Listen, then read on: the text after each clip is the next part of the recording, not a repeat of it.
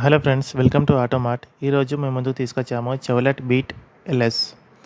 Vehicle tyres వచ్చేసి 80% వరకు ఉన్నాయి. పెట్రోల్ మాన్యువల్ ట్రాన్స్మిషన్ అండి. వెహికల్ ఫిబ్రవరి 2010 మోడల్ అండి.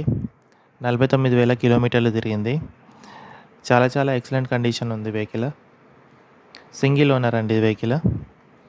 ఇంటీరియర్ కూడా చాలా నీట్గా మెయింటైన్ చేయబడినది. ఎక్కడ కూడా సీట్స్ డ్యామేజ్ కాలేదు.